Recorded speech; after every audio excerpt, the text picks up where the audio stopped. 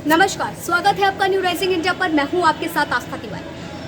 आज 31 मई, ये दिन सबको याद भी होगा क्योंकि तंबाकू निषेध दिवस आज के दिन ही मनाया जाता है। लेकिन अगर बात की जाए तो इस विषय पर ना तो कोई अधिकतर चर्चा करता है और ना कोई इसको समझता है। लेकिन आज हम इस विषय पर चर्चा करेंगे और जानेंगे कि आखिर ये हमारे लिए कितना हानिकारक है। नशा करे नाश, ये बात हम समझते भी हैं और जानते भी हैं, लेकिन जब बात इस पर अमल करने की होती है तो हम पीछे हट जाते हैं। जी हाँ, आए दिन इन सारी तमाम प्रोडक्ट्स का प्रचार तो होता है, हम लोग देखते भी हैं, लेकिन जब बात इसको स्वीकारने की आती है, इस ऐड को प्रमुखता से दिखाया जाता है और समझाया जाता है कि ये हमारे लिए जानलेवा है। लेकिन जब हम इस प्रोडक्ट को खरीदते हैं तब ये भी नहीं समझते कि ये हमारे लिए कितना हानिकारक है। अगर आंकड़ों की बात की जाए तो सबसे ज़्यादा अगर मरने वालों की संख्या है तो भारत में 5 मिलियन ऐसे लोग हैं जो केवल आए दिन नशे के चक्कर में मर जाते हैं। जी हाँ, ये सबसे बड़ी संख्या है। और अगर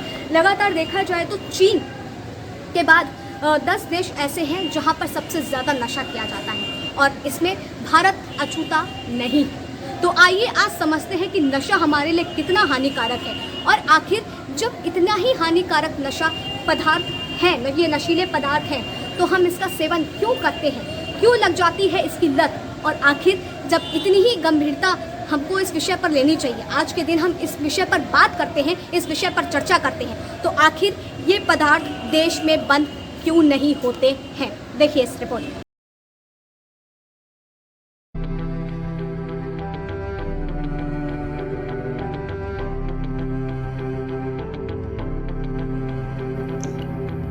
कोरोना वायरस महामारी के इस दौर को छोड़ दिया जाए तो हमारे आसपास कुछ लोग ऐसे भी हैं जो ताउम्र अपनी जिंदगी के साथ खिलवाड़ करते नजर आ जाते हैं। पूरी दुनिया में 31 मई के दिन विश्व तंबाकू निषेध दिवस को मनाया जाता है। इस दिन की शुरुआत विश्व स्वास्थ्य संगठन ने की थी ताकि लोगों को तंबाकू का सेवन करने के कारण होने वाले नुकसान के बारे में जागरूक किया जा सके। कहते हैं कि नशा करे नाश, ये बात आम इंसान बेहद आसानी से समझता है, मगर जब इस बात पर अमल करने की होती है तो वो पीछे हट जाता है। आपको यह बात जानकर हैरानी होगी कि पूरी दुनिया में हर साल तंबाकू का सेवन करने के कारण लाखों लोगों की जान चली जाती है। इसके बावजूद खाना पूर्ति के अलावा किसी बड़े स्तर पर तंबाकू से बने विभिन्न उत्पादों के खिलाफ कभी भी कठोरतम कदम नहीं उठाया गया। अगर बात भारत की जाए तो भारत तंबाकू आधारित उत्पादों का दूसरा सबसे बड़ा उत्पादक व उपभोक्ता है।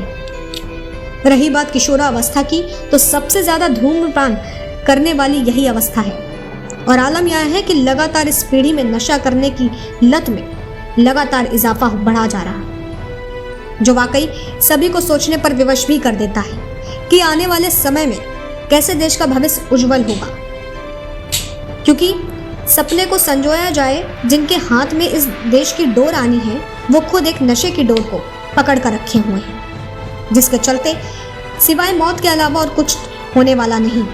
अगर आंकड़ों की बात की जाए तो पूरी दुनिया भर में 1.1 अरब धूम्रपान का सेवन करते हैं। वहीं चीन सहित ऐसे 10 देश हैं जहां सबसे ज्यादा नशा किया जाता है, जिसमें भारत अछूता नहीं। भारत में 12% ऐसे लोग हैं जो धूम्रपान का सेवन करते हैं और लगातार इन आंकड़ों में इजाफा हो रहा है, जिसके चलते साल भर में 5 मिलियन लोग अपने जीवन को खो चुके हैं। तो वहीं इस विषय पर सरकार का कहना है कि युवाओं को इस आदत से खत्म करना होगा।